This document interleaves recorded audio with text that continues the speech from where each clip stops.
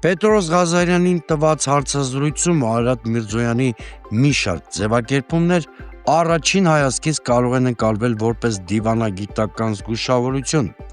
սակայն բովանդակային առումով դրանք ավելի շուտ բացահայտում են խաղաղության գործընթացի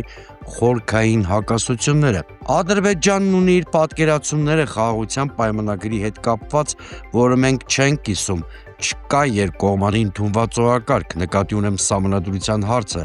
ասում է նախարարը միաժամանակ հավելելով, որ կամ պայմանավորվում ենք, երբ եւ որտեղ ենք ստորագրում, կամ չենք պայմանավորվում։ Այս ձևակերպումը ըստ էության ոչ թե մոտեցնում է պայմանագրի ստորագրմանը,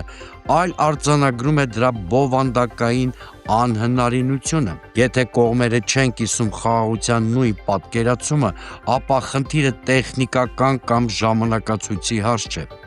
Խնդիրը մոդելային է։ Հայաստանը եւ Ադրբեջանը խաղաղության շուրջ խոսում են տարբեր լեզուներով եւ տարբեր նպատակներով։ Հայաստանի նկատմամբ խաղաղությունը պետք է հիմնված լինի հարաբերությունների կարգավորման, տարածքային ամբողջականության փոխադարձ ճանաչման եւ նվազագույն անվտանգային հավասարակշռության վրա։ Ադրբեջանի պատկերացմամբ, սակայն խաղաղությունը ենթադրում է Հայաստանի ներքաղաքական եւ իրավական վերաձևում սահմանադրության փոփոխությունից մինչև ենթակառուցվածքային եւ տարածաշրջանային պարտավորությունների կատարում Բաքվի թելադրանքով։ Այս երկու մոտեցումները նույն փաստաթղթում միավորելը գրեթե անհնար է, հատկապես այն պայմաններում, երբ պահանջների շրջանակը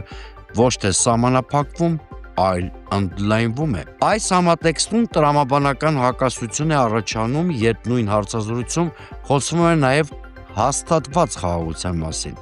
Ինչպես կարող է խաղաղությունը համարվել հաստատված, եթե չկա երկկողմանի ընդունված օրակարգ, առկա են սկզբունքային տարաձայնություններ սահմանադրության հարցում,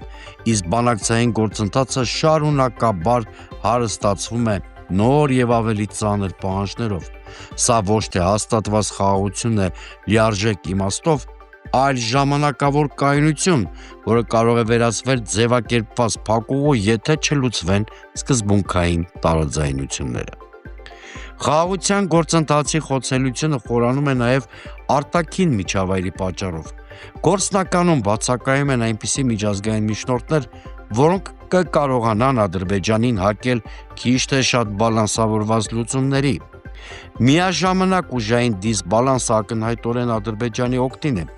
ինչը Բաքվին հնարավորություն է տալիս բանակցային գործընթացը կառուցել ոչ թե փոխզիջումների, այլ պահանջների եւ ճնշման տրամաբանությամբ։ Այս պայմաններում խաղաղությունը դադարում է լինել նպատակ եւ վերածվում է գործիքի։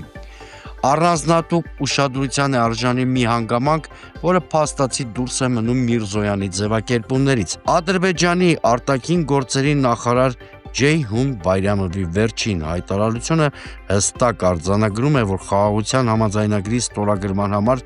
անհրաժեշտ են ոչ միայն Հայաստանի սահմանադրության փոփոխությունները, այլև TRIP նախագծով ստանձնած պարտավորությունների լիարժեք կատարումը։ Սա վկայում է, որ Բաքուն խաղաղությունը դիտարկում է ոչ թե որպես վերջակետ, այլ որպես լծակ նոր եւ ավելի լայն պահանջներ ամրագրելու համար։ Այսպիսով Ադրբեջանի պաշտոնական պահանջները հերթական անգամ ընդլայնվում են, Հայաստանի դնելով պերմանենտ զիջումների պարտադրանքի առաջ առանց հստակ ավարտի եւ առանց փոխադարձության։ Այս իրավիճակում Արարատ Միրզոյանի Ադրբեջանն ունի իր պատկերացումները, որ մենք չենք կիսում ձևակերպումը, անկախ մտադրությունից փաստացի արձանագրում է ոչ թե առաջընթաց, այլ այն իրողությունը, որ Հայաստանն ու Ադրբեջանը գտնվում են ոչ թե խաղաղության շեմին, այլ խաղաղության շուրջ ձևավորված ռազմավարական փակուղում։ Այս պայմաններում հաստատված խաղաղության խոսույթը ավելի շատ ներքաղաքական հանգստացնող նարատիվ է, քան արտաքին քաղաքական իրականություն։ Առանց պահանջների սահմանափակման, առանց միջնորդական բալանսի եւ առանց ուժային հարաբերակցության փոփոխության խաղաղության գործընթացը մնում է խոցելի միակողմանի եւ պոտենցիալ պայթունավտանգ։